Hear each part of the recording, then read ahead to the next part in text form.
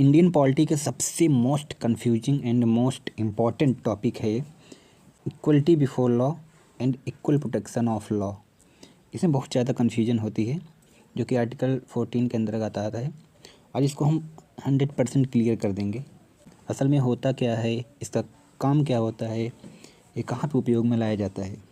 Okay, तो चलिए देखते हैं। लॉ के आगे सब बराबर हैं, मतलब कि कानून के आगे सब बराबर हैं, यही है इक्वलिटी बिफोर लॉ। ठीक है, और पर लॉ सब कानून सबको बराबर तरीके से प्रोटेक्ट करे, ये है इक्वल प्रोटेक्शन ऑफ लॉ। चलिए इसके डिटेल में समझते हैं। इक्वलिटी बिफोर लॉ क्या होता है। जैसे कि नाम से एकदम स्पष्ट क्लियर है कि लॉ बिफोर इक्वलिटी, लॉ के बाद में सभी बराबर। जिस दिन से कानून बन गया उस दिन से उस कानून के नज़र में सभी लोग बराबर हैं, चाहे वो आम आदमी हो, चाहे गरीब हो, चाहे अमीर हो, चाहे प्रधानमंत्री हो या आप हो, कोई आईएएस हो, कोई स्टूडेंट, सब कोई भी आदमी उस लॉ से ऊपर नहीं होता। ठीक है, सब कानून, सब पे कानून लागू होता है एक समान रूप से। जैसे कि एग्जाम्पल ग्रुप हम देख सकते हैं कि अगर प्रधानमंत्री मोदी जी और कोई आम आदमी ट्रैफिक सिग्नल को ब्रेक करता है तो दोनों पर चालान कटेगा। ठीक है, अर्थात ये कानून किसी को स्पेशल प्रिविलेज या कोई विशेषाधिकार नहीं देता है। ठीक है, और जबकि इक्वल प्रोटेक्शन ऑफ लॉ क्या कहता है कि बराबर सिचुएशन वाले लोगों को बराबर प्रोटेक्शन देना। ठीक है, क्योंकि सब लोग एक जैसे नहीं होते, इसलिए सबके साथ एक समान ट्रीटमेंट करना ये बिल्कुल भी लॉफुल नहीं है।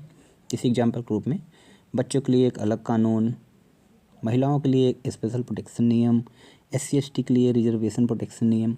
तो इक्वल प्रोटेक्शन ऑफ लॉ कहता है कि अगर बच्चों के लिए कोई कानून बन रहा है तो सारे बच्चों पे एक समान रूप से लागू होगा, और महिलाओं के लिए कोई कानून बन रहा है तो सारे महिलाओं पे एक समान रूप से लागू होगा। और अगर SC/ST के लिए कोई कानून बन रहा है तो सारे ST/ST पे एक समान रूप से लागू होगा। किसी विशेष वर्ग के लिए बनाया गया कानून उस सारे विशेष वर्गों पे एक समान रूप से लागू होगा, यही कहता है इक्वल प्रोटेक्शन ऑफ लॉ। ठीक है, और जो कानून बच्चों के लिए बनेगा, और जो कानून महिलाओं के लिए बनेगा, और जो कानून SC/ST के लिए बनेगा, उन तीनों कानूनों को एक समान रूप से संरक्षण दिया जाएगा, एक समान रूप से। यही कहता है इक्वल प्रोटेक्शन ऑफ लॉ। अब इन दोनों में क्या डिफरेंस है ये भी देख लेते हैं। इक्वलिटी बिफोर लॉ का मतलब होता है कोई कानून से ऊपर नहीं है, जबकि इक्वल प्रोटेक्शन ऑफ लॉ का मतलब होता है सेम सिचुएशन वाले लोगों के साथ सेम प्रोटेक्शन। ठीक है, इसका नेचर नेगेटिव है क्योंकि किसी को स्पेशल पावर नहीं देता, कोई कैसा भी हो सबके साथ सेम व्यवहार करता है। जबकि equal protection of law special power देता है, किसी विशेष वर्ग को स्पेशल पावर देता है।